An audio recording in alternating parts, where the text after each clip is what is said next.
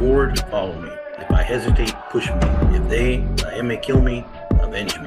If I am a traitor, kill me.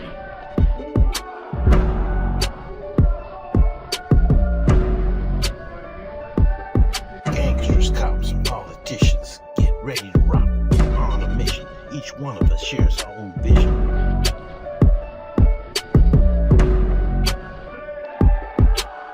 When I was on the yard, I went real hard.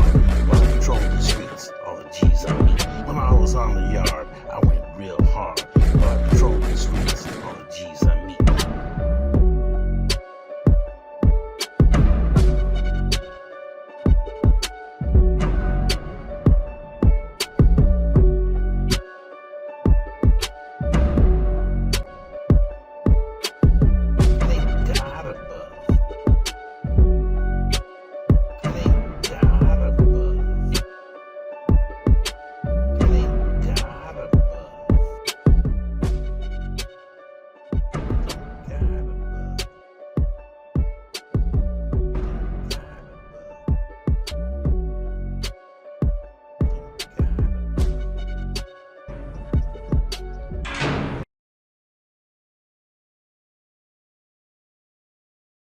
It's your host, Gabe Morales, returning to our series on Nuestra Familia members over the past 6 decades or so.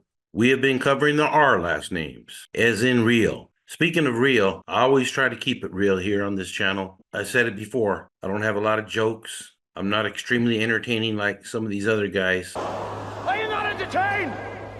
Are you not entertained? I try to stick to concrete content, although I do have little pep talks like this one right here. I don't speak a lot about rumors. I try to speak on documented facts. Things have been proven in court. Also, I want to make it clear once again, I am not glorifying any of these individuals or the lifestyle. One of my main purposes in life has been to educate people on what the gang lifestyle is about, to prevent it, to help parents and community members, as well as counselors, people that work with youth, to intervene in the lives of gang members before they get in too deep, and to help police better understand these criminal organizations so that they can suppress them if need be. I hope that makes sense. So today I'll start off with Albert Rodriguez, aka Old Man Al, who was out of Salinas, but also had ties to Watsonville. I show that he first came into CDC in the 1970s under B number 28699. I then show that he was released on that number, but then came back in the early 1990s under E number as an Edward 12078. I actually had this guy on the yard at C facility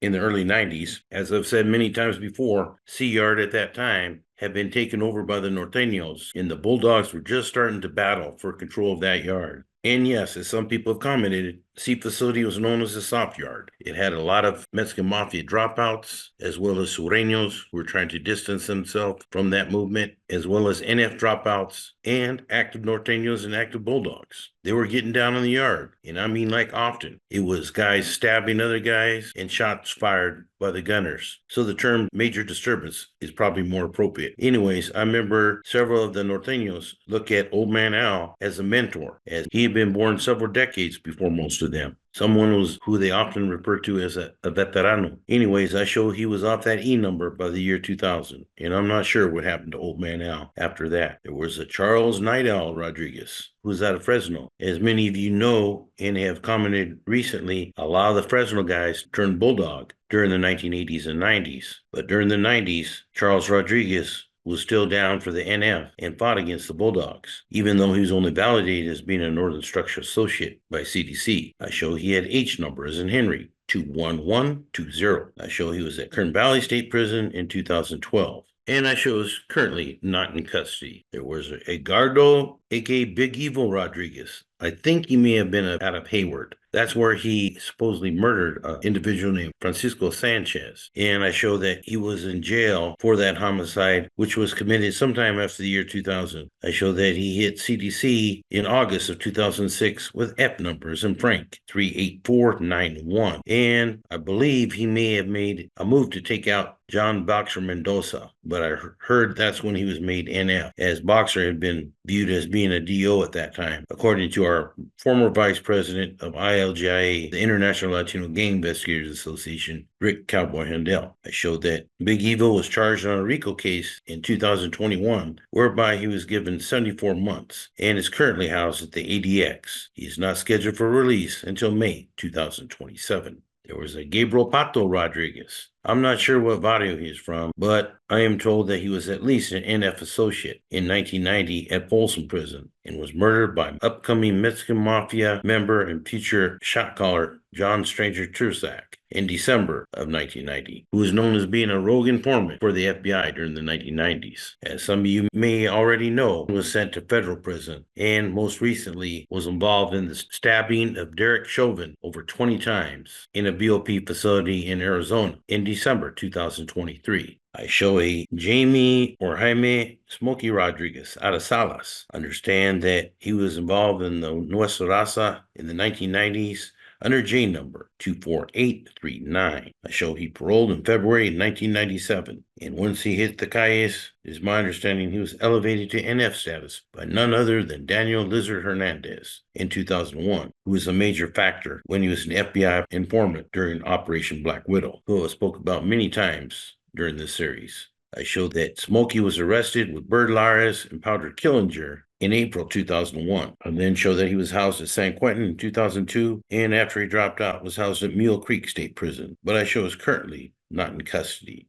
There was John R. Chief Rodriguez out of San Jose. I show that he hit the California Youth Authority in 1987, but paroled to the streets in March of 1988. Then show that he was housed at the Santa Clara County Jail and escaped in November of 1990 when he was assigned E number 76277. I then show he paroled in 1991, but had multiple parole violations in the early 90s through mid 90s. I then show that he was involved in a homicide in 1996 when he was working for Bobby Silent Lopez, who was a NF shot caller in San Jose at the time. I show that he pled to voluntary manslaughter and only got a couple of years on that one. He had a parole violation in May of 1998, and I'm not sure what happened to him after that. But I show is currently not in CDC custody. There was a Louis the Rat Rodriguez, who was a regimental commander with the Chino Sinners in the mid-70s. But I show had an address in Pomona on 11th Street, which is just a block away from the epicenter of the infamous 12th Street gang. I show that Rodriguez was involved in the major sale of narcotics and prostitution along Hope Boulevard,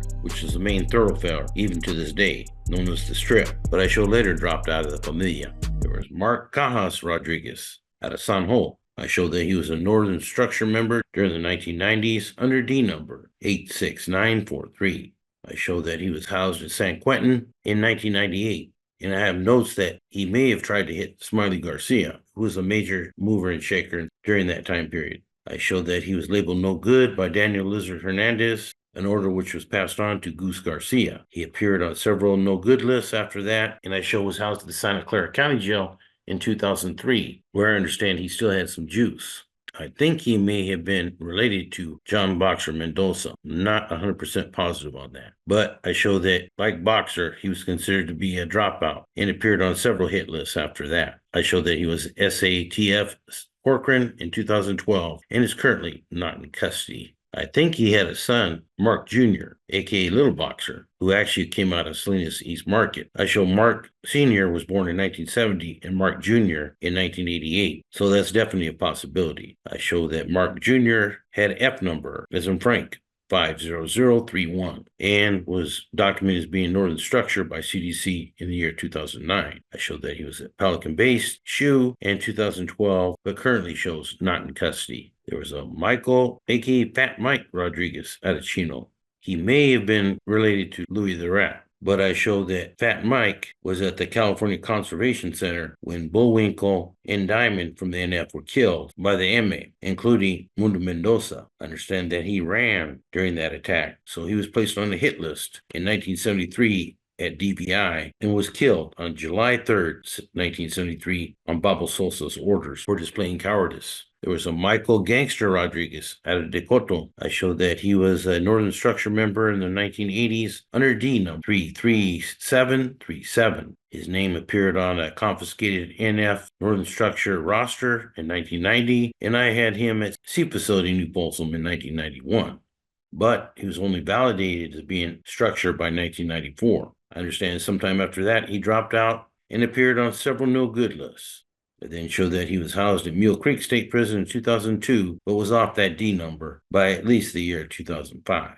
There was a Pablo, a.k.a. Paulie Rodriguez. I show that he was an NF regimental commander out of Modesto. Modesto is a pretty interesting city, and it's always been known as being pretty fluid. A lot of people move there from the Bay Area, parts further up north, and from parts further south. It is a growing city and also has a lot of northern riders to this day. I showed that Paulie had E numbers in Edward 74931. I then showed he got off that E number but came back with the AK numbers in Alpha Kilo 4576. I showed that he was housed at Sadaf Corcoran in 2012, but I believe is currently not in custody.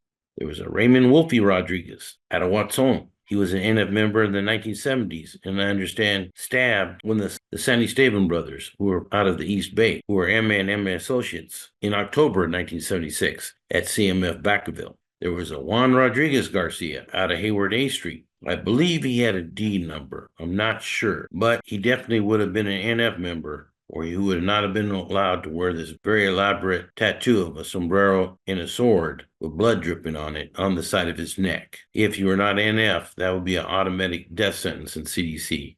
There was a Roy Indio Rodriguez Martinez out of Norwalk, but I also show had ties to Fresno. He was an NF member in the 1970s. He was busted for the homicide of Roger Martinez on September 6, 1978 in Montclair, California, when he had B number 78581. I show he paroled in 1982, but then was busted for a robbery that same year and returned to custody. He was housed at San Quentin in 1985, but had paroled by 86, and had multiple parole violations throughout the late 80s through early 90s. So he got busted for firearms in 91 and was given 15 years in the federal BOP under number 86440-011. I show he was released on that charge in October 2004, but then came back into CDC custody under G numbers in George 46946. I show that he was at Kern Valley State Prison in the year 2012, but had already been documented as being a DO by at least the year 2009, as he appeared on multiple hit lists.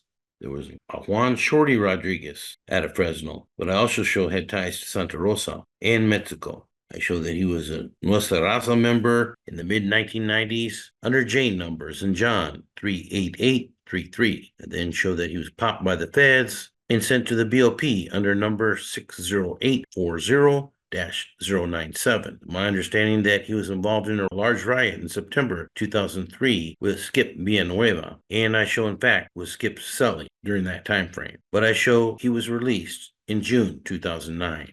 There was Andy Snowman, a.k.a. Toro Romero from Salas. I showed that he was a Northern Structure member in the 1980s with C number 29606. I showed that he was housed at San Quentin in 1987 and then moved to Corcoran Chute, whereby he was killed by a tower officer in 1989, and in fact is often mentioned in Nuestra Raza literature. There's a Gary, a.k.a. Caveman, a.k.a. Pizza Romero out of Stockton. I showed that he was Northern Structure during the 1980s under D number 14211. I believe he was made NF by 1992 and was released from CDC by at least 2012, but soon was arrested in 2013 and charged on a RICO case. I believe he was sent to the BOP around the year 2016 under number 02854-748.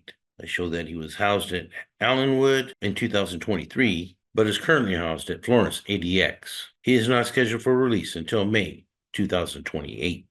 There was a Manuel Manito Romero, who was out of Maravilla, but also had ties to San Ho. In particular, was very close to Hector Mad Dog Padilla out of San Ho. And they both were involved in the infamous shoe wars. He and Padilla were both hit by Robot Salas after they accused him of taking Padilla's shoes. I understand he remained involved in NF politics until the mid-1970s and was released to the streets. It is my understanding that he returned back to his old neighborhood in East LA when he was tracked down by Robot Salas along with Mexican Mafia member Spider Arriaga, with Beaver Minjares acting as their backup, and he was killed on May 26, 1976. There was a William Oso Romo He was an NF member in the early 1970s, and I understand he had a guy named Kunha on December 25th, 1973 at DVI. For whatever reason, he was found guilty of treason by Babo Sosa's regime in order to be killed, which occurred on January 6, 1979, by NF member Antonio Player Alvarado. And last but not least, we have Adriano Rocky Rontal, who's from Stockton's Little Unity Gang. I've mentioned this group a few times, and like I said, I'm probably going to do a special episode on them. But I understand they were kind of like an elite hit squad for the Nuestra Familia. And it is my understanding that Rocky, who was Filipino, was very close to NF shot caller Mad Dog Cervantes from Stockton. I've been told two things, that Rocky was never NF and that he was an undercover NF, or a Cat 3. I do believe he was on the original Northern Structure governing body in 1984 and remained as an advisor through 1994.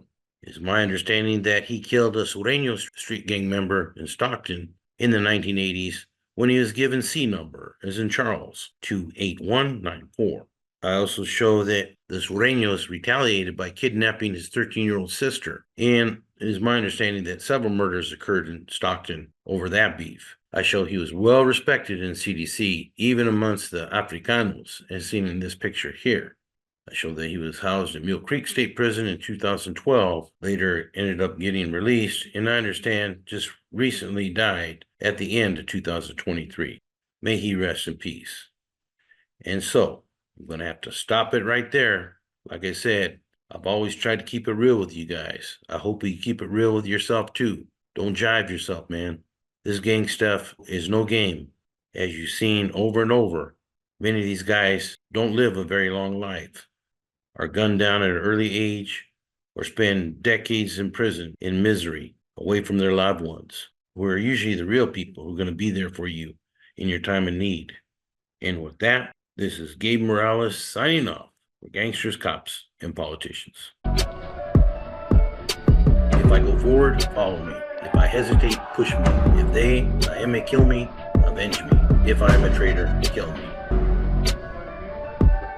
Gangsters, cops, and politicians, get ready to rock. On a mission, each one of us shares our own vision.